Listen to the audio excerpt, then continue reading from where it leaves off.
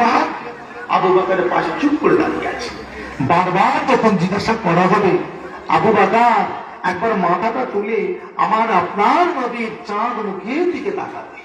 একবার জোরে বলুন না সুবহানাল্লাহ। বলে একবার তাকাবে। জি হ্যাঁ, আবু বকর সিদ্দিক তাকিয়ে দেখবে। কি দেখবে? কি জবাব দেবে? আল্লাহ পাক বলে, আবু বকর কি বলো? উত্তর দাও। আমাকে খুশি করার জন্য কি করেছো বলো। আবু বকর সিদ্দিক জবাব, আল্লাহ পাক, ও আল্লাহ পাক, এমন কোন কাজ আমি করতে পারি না, তবে দুনিয়া জমিনে আপনার হাবিব যখন যেটা বলেছে, যে কাজটা করতে বলেছে, আমি আবু বকর সিদ্দিক সঙ্গে সঙ্গে কাজটা আদায় করে নিয়েছে। এর থেকে আমি বেশি কিছু করতে পারি না। এই যুবকেরা আল্লাহ পাকের রহমতি দুনিয়াতে জোশমাতে রাখবে। আল্লাহ পাক বলবেন, এই আবু বকর চাঁদ নিলাম, এই আমার ফেরেশতা চাঁদ নিলাম, আমার আবু বকর এমন একটা জবাব দিয়েছে আমি আল্লাহ পাক ফেরতে পারবো না গো। ও আমার ফেরেশতারা চাঁদ নিলাম, আমার আবু বকর এমন একটা জবাব দিয়েছে আমি আল্লাহ পাক আবু বকরের জবাবের উপরে খুশি হয়ে আমার আবু বকরকে আমি আল্লাহ পাক আমার জান্নাত দান করে দিলাম। একবার জোরে হবে না? এরকম উত্তর দিতে হবে। আল্লাহ কিচ্ছু করি, তবে আপনার হাবিব যেটা বলেছে সেটাই। কি উত্তর? নামাজ, রোজা, হজ, যাকাত, দান, খায়রাত কিচ্ছু করতে পারি। একটু আগে আগে আসেন তো, পিছনে জায়গা হচ্ছে না বলছি, একটু আগে আগে আসেন। দরুদ শরীফ পড়েন, আগে আসেন। আল্লাহুম্মা সাল্লি আলা, একটু আগে আগে আসেন, একটু আগে আগে আসেন। ফাঁকা জায়গাগুলো পূরণ করে একটু আগে আগে আসেন।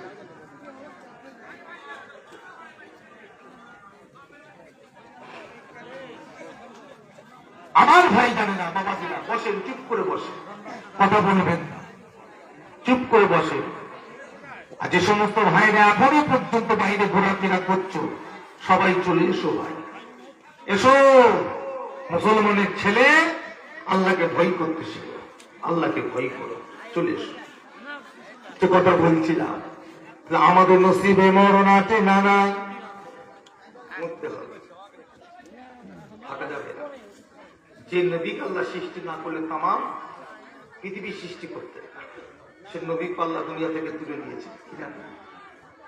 আর কথা বলে, সে নবী পাকও চলে গেলে দুনিয়া থেকে চির জনমের মতো বিদায়। আর আসবে আর নবী আর আসবেন আর ফিরবেন, চলে গেল। সোনার মদিনা শরীফ, সবুজ গম্বুজের নিচে আল্লাহ নবী শুয়ে কি করছেন? আরাম করছেন। আর কিয়ামত পর্যন্ত ওইখানে আরাম করবে। যখন কিয়ামত হয়ে যাবে, 50,000 বছর পরে যখন হাসরে 3 বছর আগে যাবে, আল্লাহ পাক সর্বপ্রথমে হযরতে জিবরাইলকে বলবে, জিবরাইল চাঁদ নিয়ে আমার হাবিবকে গিয়ে জমিন থেকে তুলে আনি। সর্বপ্রথম যেভাবে আমার নবী করে,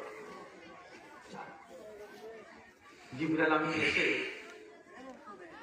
দুনিয়া এসে খুঁজবে, এসে খুঁজে পাবে।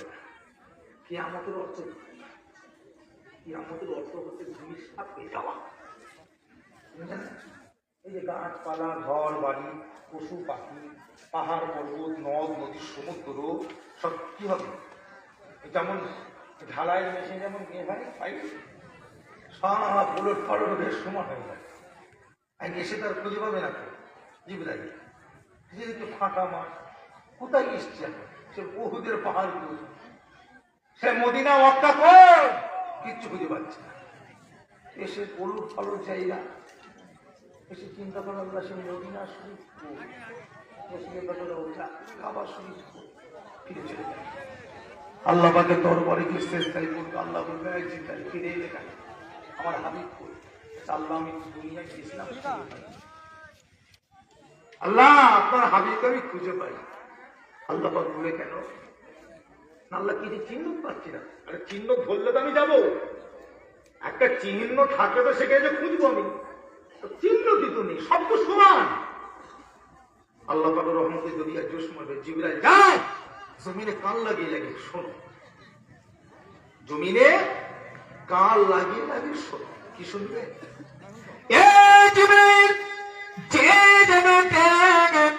দেখতে পাবে, শুনতে পাবে একটা আওয়াজ, ইয়া রাব্বি হাবলি উম্মতি, ইয়া উম্মতি, ইয়া উম্মতি, ইয়া রাব্বি হাবলি উম্মতি, ইয়া উম্মতি, ইয়া উম্মতি। ওই জায়গাটায় গিয়ে খোঁজ করো, মাটিটা খুঁড়ে দেখো, ফাঁকা করে দেখো, ওই জায়গাটায় আমার নবীকে পাওয়া যাবে। হযরত জিবরাইল জমিনে এসে প্রাণ লাগিয়ে লাগিয়ে খোঁজাখুঁজি করে গো। এ মুসলমানের ছেলেরা, এ নবীরা, শেখ বাকরেরা শুনে রেখে দাও। হযরত জিবরাইল খুঁজতে খুঁজতে এক জায়গায় দেখতে পাবে, ওই আওয়াজটা মাথায় এসে পৌঁছেছে। কি আওয়াজ? ইয়া রাব্বি হাবলি উম্মতি, ইয়া উম্মতি। আল্লাহ পাক আমার উম্মতের কি হবে, আমার উম্মতের কি হবে। এই আওয়াজটা যখন শুনতে পাবে, ওই জায়গাটার মাটিটাকে জিবরাইল দুটো হাত দিয়ে ফাঁকা করে দেখবে। আমার আপনার নবী ওই জায়গায় মাটির নিচে সেজদা অবস্থাতে আল্লাহর কাছে পড়ে পড়ে কাঁদে। জোরে বলুন, কাদের জন্য? আর উম্মাদ গুলো এরকম করছে কেন? রংবাজি করছে কেন? এই উম্মাদ গুলো এরকম রং তামাশা করে ঘুরছে কেন? এদের কি লজ্জা বলে কিছু নেই? এই এরা কি আমাদের বাড়ির ছেলে না অন্য গাইরে কমতে পারি? কথা বলে না। এটা কি আমাদের বাড়ির ছেলে না কোনো গাইরে কম বাড়ির ছেলে? তা আমাদের বাড়ির ছেলের চরিত্রটা এত খারাপ হবে না? আমাদের বাড়ির ছেলের চরিত্র হবে ভালো, রাসূলুল্লাহ রাসূলের মতো চরিত্র হবে, সাহাবায়ে কিরামের মতো চরিত্র হবে, আল্লাহ ওয়ালাদের মতো হবে, হাক্কানি ইমামদের মতো হবে। মুসলমানের বাড়ির ছেলের চরিত্র মুসলমানের মতো হবে। কি কথা ঠিক না? রংবাজি করে ঘুরছে খালি হইহই করে। আর তাবারক যখন দেবে ওরা জানে ইয়া নবী সালাম আলাইকুম মানে যেন তাবারক দেওয়া হয়। তখন দেখবে বুদ্ধি করে ঢুকছে, বুদ্ধি করে সব ঢুকবে তখন দেখবে। আর ওরাই আগে পাবে। কি কথা ঠিক? ওরাই আগে পাবে।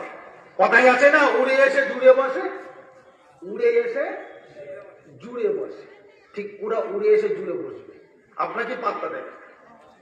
চলে আসেন ভাইরা, বাবাজিরা, আমাদের ছেলেরা ছাওয়ালদার গ্রামের 100টা মুসলমান থাকলে 100টা মুসলমানই ফুরফুরা শরীফের মুজাদ্দিদুজ্জামানের মহব্বতের মানুষ। কি কথা ঠিক না? এটা অস্বীকার করা যাবে কি? এখানে কোন রকমে ফতোয়াবাজি চলবে না। একটাই বোঝে, পীর মাশায়েখ আল্লাহর ওলি ছাড়া আমরা কাউকে বুঝি না, কাউকে চিনি না। কি কথা ঠিক না? যাদের উসিলায় আল্লাহ দ্বীন দিয়েছে, ইসলাম দিয়েছে, শরিয়াত দিয়েছে, কোরআন দিয়েছে, আল্লাহ রাসূলকে চিনবার ব্যবস্থা করে দিয়েছে। তারা কারা? তারা এক কথাই আমরা বুঝি, আল্লাহ ওয়ালা, আল্লাহর ওলি বান্দারা। একবার জোরে বলুন না সুবহানাল্লাহ। মাথায় রেখে কাজ করবে, মরতে পারবে। যে হ্যাঁ ফটর গাজওয়ারি, মুখে জোর আছে বলে যা ইচ্ছা বলে ফেলবো, ওসব মরণের পর চলবে না। তোমার মুখ না কি গো সিলাই করে দেবে, কথাই বলতে পারবে না। কথা বুঝছেন না? মুখের আওয়াজ বন্ধ করে দেবে, লাগাম ছিঁড়ে ফেলবে, আলাজিবটাকে ছিঁড়ে ফেলবে। কে বলবে? আল্লাহ পাকের উপরে বলার কারো ক্ষমতা আছে? একমাত্র একজনই পারে। তিনি কে? আল্লাহ পাকের উপরে কথা বলার ক্ষমতা কার আছে? আমার নবী পাক। না আল্লাহ আপনি এটা করবেন না, না আল্লাহ আপনি ওকে নাজাত দেন, তাই না? না ওকে জাহান্নামে দেবো না, আল্লাহ ওকে মাফ করে দেন, ওকে ক্ষমা করে দেন, ওকে নাজাত দেন। কি কথা ঠিক না ভুল বলছে? একমাত্র আমার নবী পারবে। বন্ধুর সঙ্গে কথা বলতে পারবে, তাছাড়া দ্বিতীয় থার্ড পার্সেন্ট কেউ নাই। ফার্স্ট থেকে আল্লাহ এক নাম্বার, নবী 2 নাম্বার। যা হবে দুজনের ভিতরে আলোচনা, কোনো কথা চলবে না। আমার নবী পাক দুনিয়া থেকে বিদায় নেবে, চলে যাবে। ইন্তেকালের 4 দিন আগে জিবরাইল আমিন এসে হাজির হয়ে গেলেন। আসসালামু আলাইকা ইয়া রাসূলুল্লাহ, ইয়া হাবিবাল্লাহ। আল্লাহ নবী সালামের জবাবটা দিয়ে জিজ্ঞাসা করলেন, জিবরাইল কি খবর, কি খবর? বলি, ইয়া রাসূলুল্লাহ, আল্লাহ পাক পাঠিয়েছেন, আপনি কেমন আছেন? শুনছেন, আপনি কেমন আছেন?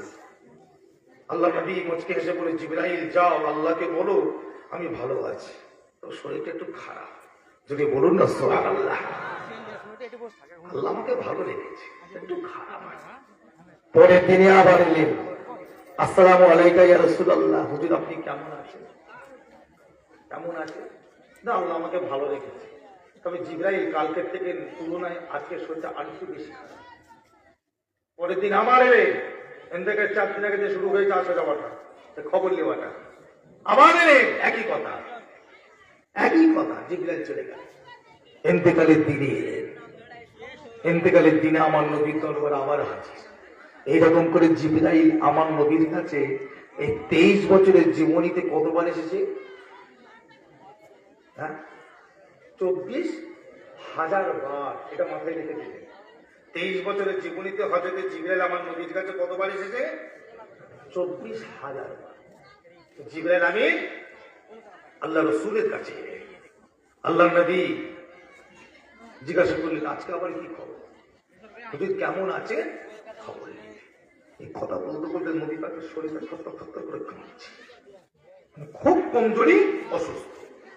আমাদের আয়েশা জিজ্ঞাসা করলেন, ইয়া রাসূলুল্লাহ, হুজুর আপনার কি হয়েছে? হুজুর আপনি এত কাঁপছেন, আপনার কিসের অসুবিধে? আমাকে বলেন, কোথায় কষ্ট হচ্ছে? বলে, আয়েশা আমাকে ঠান্ডা লাগছে। মা আয়েশা তাড়াতাড়ি করে চাদর মোবারক নিয়ে আল্লাহ নবীকে চাপা দিয়ে, দেখছেন এ তো হচ্ছে না, হাদিস পাকে এসেছে আল্লাহ নবীকে আমাদের আয়েশা একটা চাদর চাপা দিয়ে যখন দেখছে হচ্ছে না, বিছানা থেকে টেনে তুলে নিজের বুকের মধ্যে টেনে চেপে ধরলে, একবার জোরে হবে না? এই জায়গায় আমাদের আয়েশা চোখটা বন্ধ করে চুপ করে হেলান দিয়ে শুয়ে আছে। শুনছেন, চুপ করে হেলান দিয়ে শুয়ে আছে। জিবরাইল আমিন সে সালাম দিলে, হুজুর কেমন আছেন? না আল্লাহ আমাকে ভালো রেখেছে জিবরাইল, তবে শরীরটা একটু খারাপ, একটু খারাপ। এ কথা ও কথা বলতে বলতে আমার নবী পাকের নজর পড়ে গেল জিবরাইলের পাশে কে দাঁড়িয়ে দূরে সে দাঁড়িয়ে আছে। এ জিবরাইল, ও ভাই জিবরাইল, উনাকে তো ঠিক চিনতে পারলাম না, উনি কে? ওনার পরিচয় একবার দেন। হযরতে জিবরাইল বললেন, ইয়া রাসূলুল্লাহ, বললাম উনি অন্য কোনো নন, উনি হলেন মালিকুল মউত হযরতে আজরাইল। আল্লাহ নবী বললেন, ইনি কি করতে এসেছেন? উনি তো কোনোদিন আমার কাছে আসেন না, আজকে কেন এসেছেন? হযরতে আজরাইল বললেন, ইয়া রাসূলুল্লাহ, বললাম হুজুর বিয়াদবি মাফ করে দেন, আল্লাহ পাক আপনার কাছে একটা প্রশ্ন শুনবার জন্য আমাকে পাঠিয়েছে। কি প্রশ্ন শুনতে চাও? ইয়া রাসূলুল্লাহ, বললাম দুনিয়া জমিনে থাকবেন না, চলে যাবেন, এটা আপনি একবার বলে দেন। আপনি যদি মনে করেন দুনিয়া জমিনে থাকবো, আমার আল্লাহ পাক বলে দিয়েছেন কিয়ামত পর্যন্ত জীবিত রেখে দেবে। আর আপনি যদি মনে করেন দুনিয়া থেকে চলে যাবো, আমার আল্লাহ পাক বলে দিয়েছেন বিয়াদবি করবো না, আদবের সঙ্গে আপনার রূহ মুবারকটাকে নিয়ে চলে যাবো। ইয়া রাসূলুল্লাহ, বললাম জোর করবো না, জবরদস্তি করবো না, আপনি যেটা বলবেন সেটা আমরা করতে রাজি আছি। আল্লাহ পাক বলে দিয়েছেন, এ মুসলমানের ছেলেরা, দুনিয়া জমিনে আজ পর্যন্ত এই প্রশ্নটা আমার নবী জানান দ্বিতীয় করা হয় না। জোরে বলো, জোরে হবে না?